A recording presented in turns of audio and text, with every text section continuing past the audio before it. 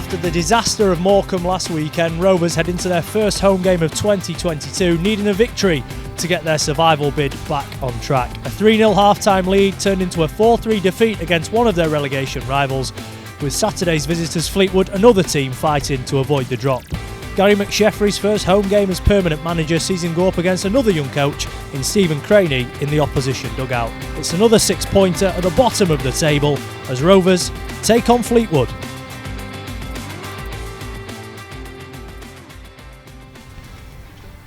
Hello, welcome back. It's good to have you with us for the latest edition of the Inside Rovers pre-match show. Joining me to look ahead to Saturday's game against Fleetwood in Sky Bet League One, editor of the Doncaster Free Press, Liam Hoden, and newly appointed Rovers goalkeeping coach, Stephen Andes. Steve, how's it been? The start to the new year and a new job title.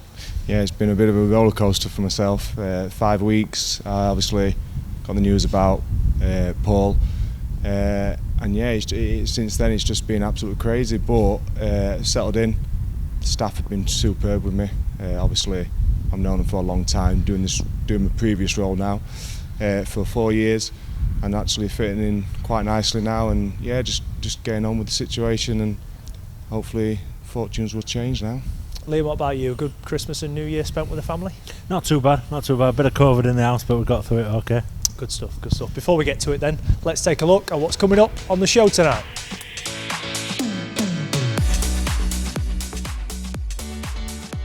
We look back at a game of two halves against Morecambe. Frank Sinclair discusses feeling at home at Rovers. And we built up quite a rapport in the way that we work together. The Club Doncaster Lottery £10,000 winner shares her delight on her victory. And we look ahead to a visit from Fleetwood.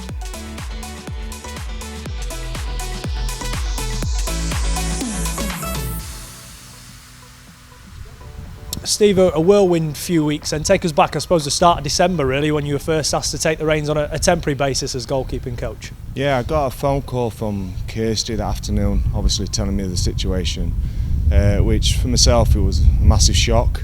I've known Paul for 4 years now, and yeah, I was devastated because myself, Paul, and the goalkeeping department with Nick and James, we worked really well together, and myself, I've learnt so much off of Jez. He was a massive help for my coaching career. So because of the work that we did together over the 4 years, fitting in, it felt comfortable. I didn't feel out of place because during them 4 years, myself worked with Jez, working training and game day. But still, yeah, last Wednesday it was nice to get confirmed, obviously, just to settle down now and really focus on the future. How have you found the transition then as a whole, from obviously coaching in the academy to obviously helping out with the first team every now and again, to now being the first team goalkeeping coach on a permanent basis? Of course, does it make it easier that you're still working with people in terms of staff that you've worked with throughout the previous process anyway? Yeah, massively. Like the transition for myself personally, it was so smooth because I know everybody under the building. However, working with them more closely on a day-to-day basis, you realise how professional they are and how great they've been with me. They made me feel at ease. Obviously, being a part of the place now and being full time, it's great to actually, have a little bit more oversight of how the academy is going now and how we can carry on the transition, the pathway for the goalkeepers, because you look at Lewis. Lewis is starting to look good. Getting that regular game time. We've got Ben Bottomley, we've got Luke Chadwick and Tom Chambers. We've got some really good goalkeepers coming through. So to continue that work for myself is something that I'm really pleased with. You mentioned how disappointed you were when Jez initially left, but how proud are you now to have that opportunity, as you touched on there, to take on this responsibility and carry on the good work that he'd done before you?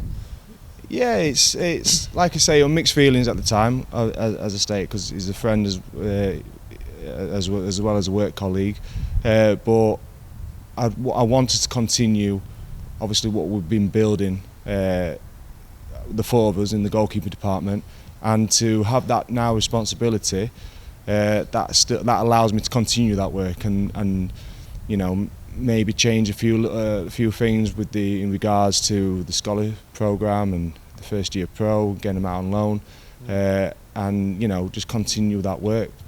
Liam, it's another sign of the club promoting from within, isn't it, and putting that trust in people they know have put the hard work in behind the scenes for a long time. Yeah, and I can understand the attraction of doing that, certainly at a senior level, given the situation that the side's in at the minute. People that really know this club, that know the players. There's a lot of reliance on the young lads as well, so people who know them and how to get the best out of them. I think it makes a lot of sense. And for people like Lewis Jones, having worked with Jez for so long, it helps him that he's got another familiar face now to work with. It's not somebody completely new coming in with totally different ideas. Yeah, this is a key point in Lewis's career. This is where he's really looking to establish himself. He's got every opportunity now to be number one for the rest of the season, and that will really kick him on. So having somebody that he can trust and that's got his back and knows how to bring the best out of him as well, that's going to be massive for him. Steve, how would you describe your coaching style? What's the sort of day-to-day for you? How would you go about maybe looking for improvements or putting your arm around the goalkeeper when they may need it? I think we all have an ethos of, we work really hard, high intensity training, coming through the academy myself and coaching areas of the game such as crossing, 1v1s. I'd like to chuck some of them in now and again. Obviously, while we're doing high intensity training, it was followed by a distribution session, shooting session, and that's something I'll continue to do, even though the professionals, there's always areas to improve on, like every professional used to develop the career. Of course, back onto the field then, it was a second half to forget for Rovers at Morecambe last weekend. Here are all the goals from an action-packed game at the Mazuma.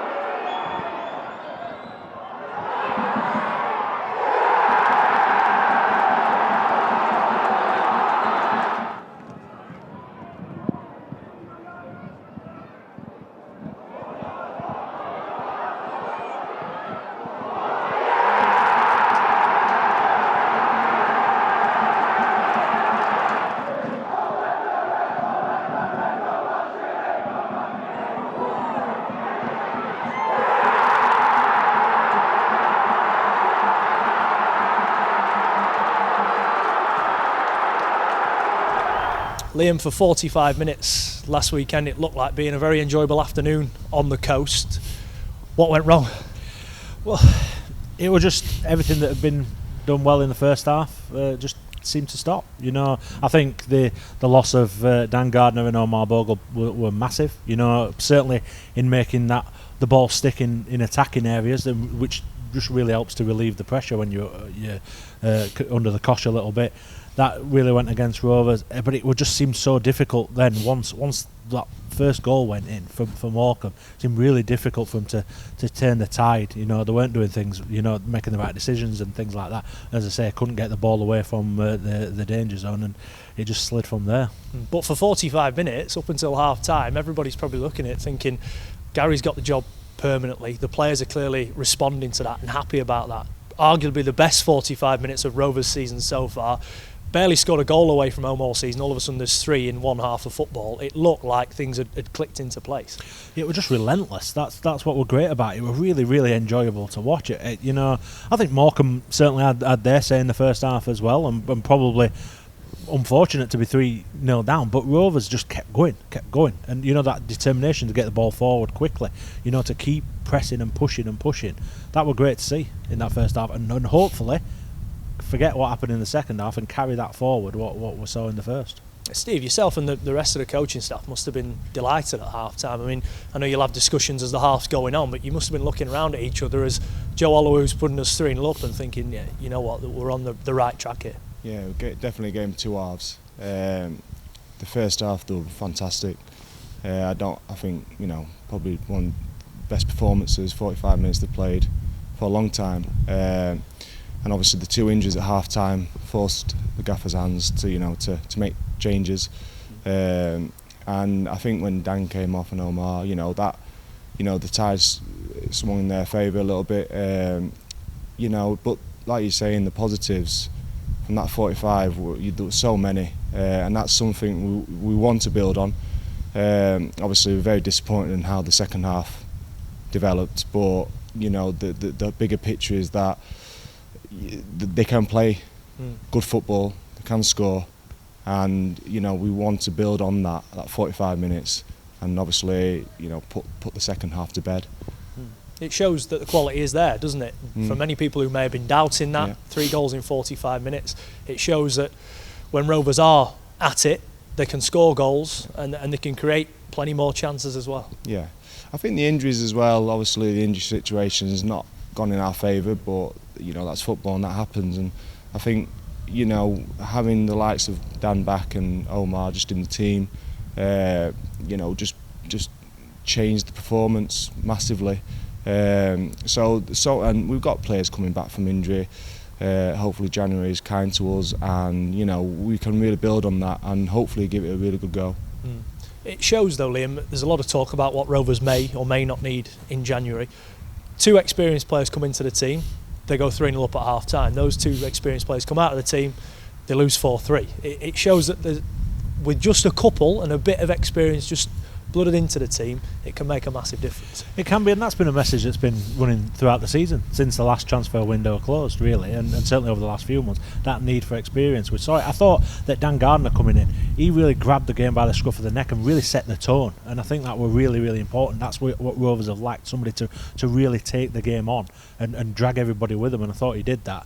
That's exactly what they need going forward. Of course, Steve hasn't been the only new addition to the Rovers coaching staff recently. Here's Frank Sinclair talking about how he's been made to feel at home at the club. Yeah, really pleased. I'm delighted. Came into the club obviously this season, and straight away found myself, very comfortable in the environment I was in with, obviously Kirsty Kavanagh and Tony Cook. Really wanted me to play an important part going forward with the academy, and very quickly I started working alongside Gary, who's obviously the permanent manager now, and we built up quite a rapport in the way that we work together, the things that we enjoyed doing with organising a team.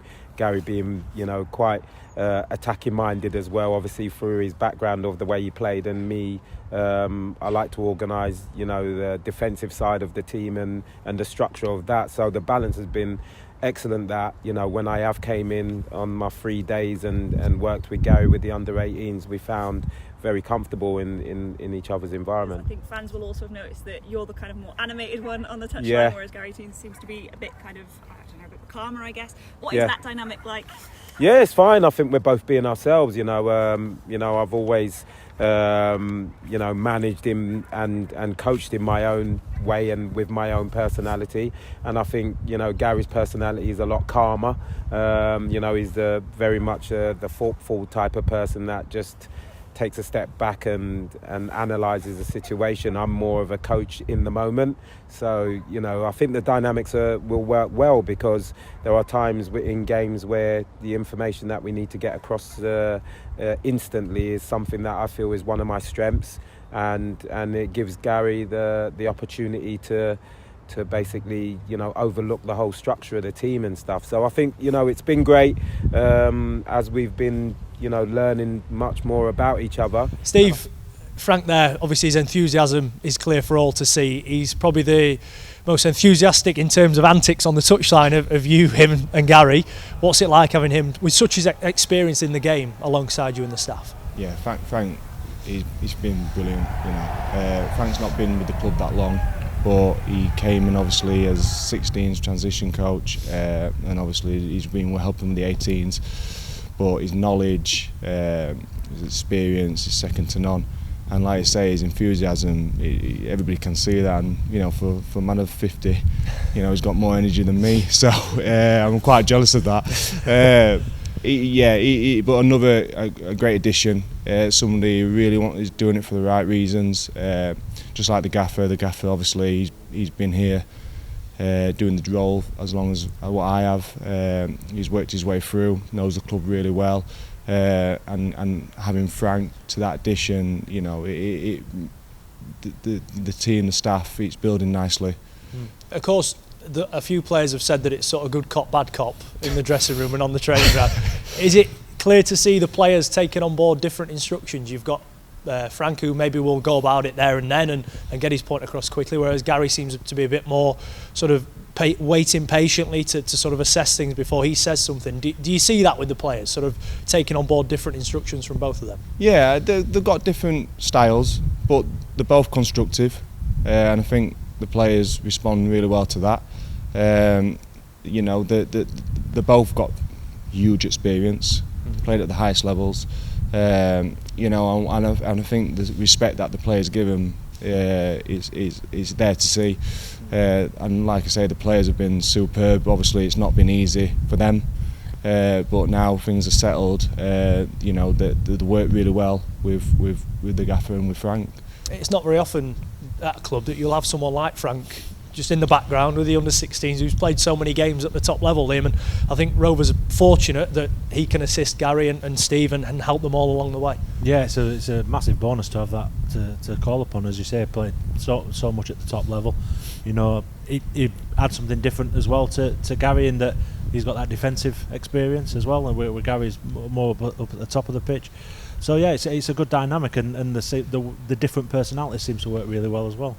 With the three of you, Steve, obviously you take care of the goalkeepers. As Liam says there, Frank's defensive-minded and Gary's attack-minded. So does it work well, that balance of everyone's sort of got their own area that they would like to focus on and then come into it as one? Yeah, in training you can see that they'll split the defenders and the attackers. The attackers will go with Gaz, and obviously the defenders will go with Frank. And then at the end they'll combine them all together. So obviously that bit of unit work with obviously with staff that know what they're talking about and have been there is huge for the players, and it seems to be working well, and the players, like I say, have responded really well and seem to be really enjoying training, so that's a real positive. Now, it was quite the end to 2021 for Paula Henman. She was the winner of the £10,000 lottery draw, and here she's been talking about how she plans to spend her winnings. So Paula, congratulations firstly on your win. Talk us through your emotions at half-time of that Sunderland game when your ball, number 8, is the one closest to the halfway line and you're the winner of £10,000. To be fair, as I said, I didn't think I would come in to win the draw. I just thought I was there to make the numbers up. And then watching the balls and how they were crossing the lines, and then I see it then, and then I see the other ball, and I thought, it's not me. I wasn't expecting to win, so I thought it's not me. And then when they called my number out, I was just overwhelmed with it, really overwhelmed. What's it been like since then? Obviously you've won it. Have you had a chance to sort of pinch yourself and come back down to earth after it? A little bit. It's still, I don't think it's sunk in yet. I really don't think it's sunk in yet. But it's a lovely, to the end of the year, a lovely surprise to the end of the year. So, have you got any ideas yet? Obviously, it's the start of the new year. What are you planning to spend your money on? A season ticket to start off with. I did say that on the pitch. But other than that, we've spent it, we've respent it, so no, not yet. How long have you been doing the lottery for then, just Peter? Between 6-7 years now. What do you see the main benefits as? Of course, it's easy to see the £10,000, but of course it's a weekly thing throughout the year, isn't it? Yes. Well, it goes back into the academy, doesn't it? It helps in the community, bringing everybody together again, buying things for the academy. We were just saying about they're all under 13s and the sizes of them, all different sizes. You wouldn't think that they're all under 13s, but it was great for them to be involved as well. So, Congratulations, Paula, on your win. On to the action on the field then. Liam, a massive game this weekend, another one against a team just on the outskirts of the relegation places, only out of it on goal difference. Fleetwood Rovers 6 points behind them though, and it's similar, I suppose, to the game against Shrewsbury here before Christmas in the way that a victory for either team is massive, isn't it? It really is. If it's for Rovers, it claws that gap back, it pulls another team even closer into it, probably pulling them down into the relegation zone. If it's a win for Fleetwood, that's a bit of a cushion for them and carries them forward. So absolutely huge, and particularly so for Rovers. They're a team in transition, aren't they? As I said earlier on, another young manager in Stephen Crane, who, another man promoted from within, so some similarities across the two technical areas. What do you put their struggles down to? Of course, lost Simon Grayson, a man who's got a lot of experience at this level. It just hasn't quite worked out for him, has it? No, it didn't. It seems to have kind of started with Joy Barton's departure. It seemed to have coincided with a bit of a change of focus as a whole at the club, and they've been recovering from that since. They've gone for that younger element from within, and we'll see. Obviously, you do have a few teething problems, but we'll see how it turns out for them. Steve, similarly to Rovers, they've got a very young team, and you look at the other teams maybe down there, the likes of Crewe, a lot of the teams struggling do have that bit of an experience, don't they? I suppose the one player you do look at with experience in that team is Danny Andrew, 31 now, wore the captain's armband against Shrewsbury last time out, and a player that's well known to all the Rovers fans. Yeah, former player, obviously, we were valued here as well. But, it's a massive 6-pointer for ourselves. However, we can't base our second half of the season this game. We've got to go into every game believing they can win. But Fleet was just the first hurdle we've got to get over now. And previously, as we've spoken about the Morecambe game, we played like we did in the first half. We gave a chance of getting the 3 points. But yeah, a massive game. Every game's massive now. I think 23 games left. 22. Yeah, so we've got plenty of games to play. But obviously Fleetwood is just a start of that journey, so fingers crossed. Danny's on probably one of his most prolific seasons of his career so far, Liam. 6 goals so far from left back. The majority you would expect to be from outside the penalty area. Of course, he scored against Rovers last weekend. Last season, so it's probably not quite worked out for him as he would have hoped in terms of where Fleetwood are. From leaving Rovers, I suppose he would have been thinking they would have been at the top end of the table. Yeah, I'm sure he did. I'm sure that's what he was targeting, but he's kind of made the best of it, really, personally. They're not having a great season, but he is, and hopefully Rovers not conceding any free kicks around the box. Will that be on the mind, Steve, with somebody like him who can have a go from distance when you're in the pre-match meetings? Don't be leaving any legs dangling on the edge of the area. Yeah, pretty much. Yeah, I always get a bit nervy when they get in and around our area, but that's just normal for me. Like I say, just no silly free kicks. We know what he can do from dead ball situations, so if we can avoid them all possible, that'd be nice. I won't push you for a score prediction, but where do you feel is key for Rovers in this game if we were to get the 3 points? Obviously, we're starting to score now, and I know we had probably the lowest goal scoring record, but that's starting to change, which is good. I think we need to continue that. But ultimately, again, a clean sheet, is the basis of what we need to start doing now. Getting clean sheets, and then letting our front three or front two, whoever's playing, deal with the goal side of things. Liam, after this game, there's a real run of tough fixtures for Rovers. How important is it that they get a victory on Saturday, and where do you see it being won and lost?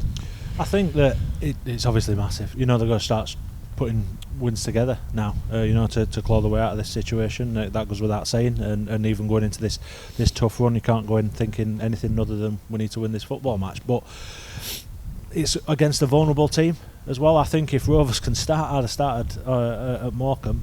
I think that any team would kind of struggle to live with them with that kind of relentlessness if they do get that head of steam. So hopefully shake off what happened in the second half and really build on what happened in the first. You got a prediction for us? I think I'm going to go 2-1.